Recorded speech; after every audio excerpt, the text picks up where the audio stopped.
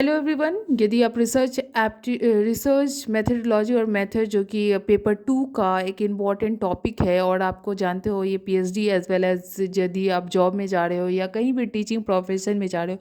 तो रिसर्च का बहुत ज़्यादा इंपॉर्टेंट रोल है, आपको मालूम है। तो उसमें पहला जो टॉपिक है फिलॉसफी ऑफ साइंस में, उसमें हम लोग देखेंगे कौन कौन से थिंकर हैं जो अपना कंट्रीब्यूशन इस एरिया में दिए हैं। तो फर्स्ट हम लोग डिस्कस करते हैं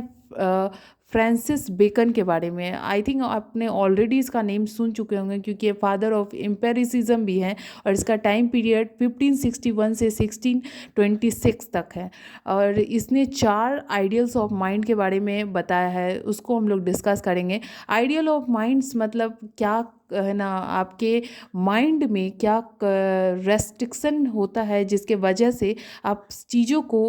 उस तरह से नहीं समझ पाते जिस तरह से समझना चाहिए। ठीक है, तो फर्स्ट है आइडियल ऑफ ट्राइब। इसमें क्या होता है कि जब the tendency to believe that our natural sense of thing is correct, this include the over generalising और jumping to conclusion and ignoring the evidence that contradict our view. जब आपके मन में ये हो जाए कि जो मैं सोच रहा हूँ और सोच रही हूँ वो सही है और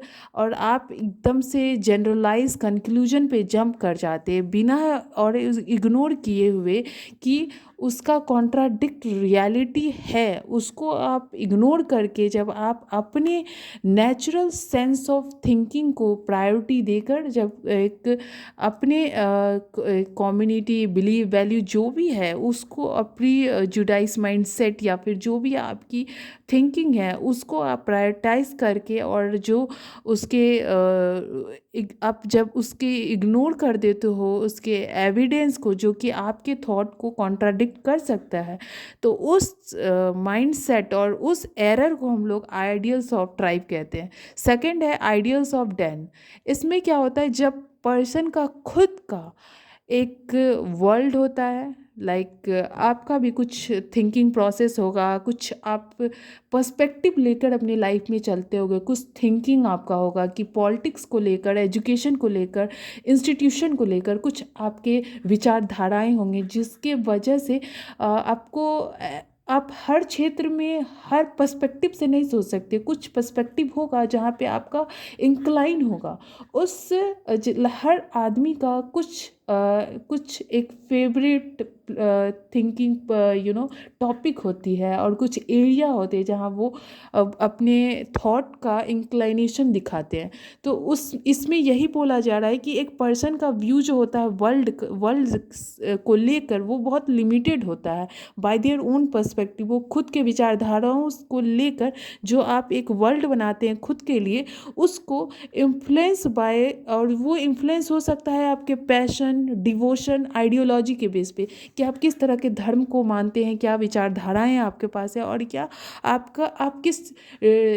आप गॉड एंड गॉडेसेस का वर्शिप करते हो और क्या बुक्स एंड आपके सराउंडिंग में क्या है, उस चीज़ से आपका माइंडसेट जो है वो इन्फ्लुएंस हो सकता है। जब इस तरह का इन्फ्लुएंस हो और आप बाहर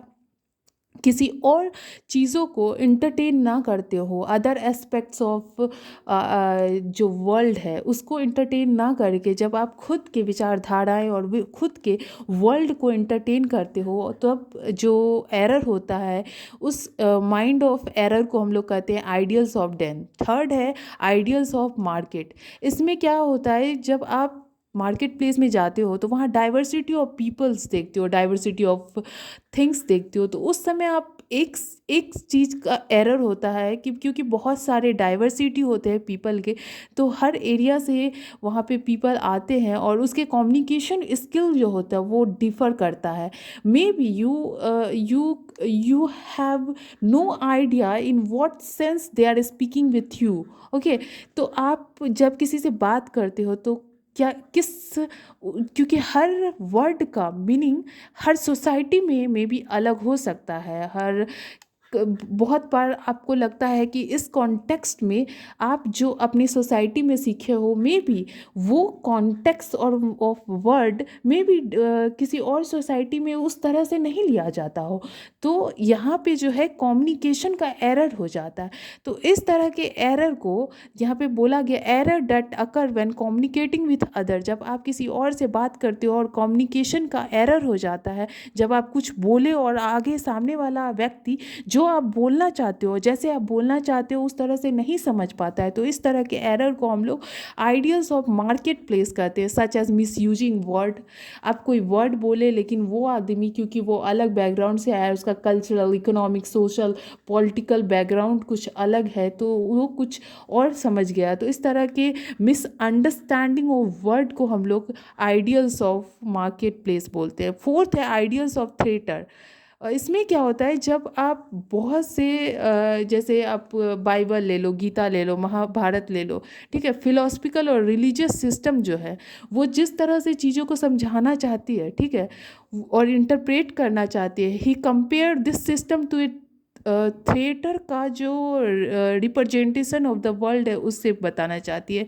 कि error introduce by theory such as philosophical and religious system. जब आपके थ्योरी में कुछ सिस्टम, थ्योरी के सिस्टम में कुछ प्रॉब्लम हो, जैसे आप जानते हो बहुत सारे फिलोसफिकल और रिलीजियस सिस्टम के थ्योरी में जब कुछ एरर हो, तो उस तरह के सिस्टम को उसने कंपेयर किया है थियोरेटिकल रिप्रेजेंटेशन ऑफ वर्ल्ड से, और इस तरह का एरर हो तो हम लोग आइडियल्स ऑफ थिएटर कहते हैं। ठीक है, हम रेने डिकार्ड का हम लोग डिस्कस करेंगे नेक्स्ट वीडियो में। इस वीडियो में इतना ही।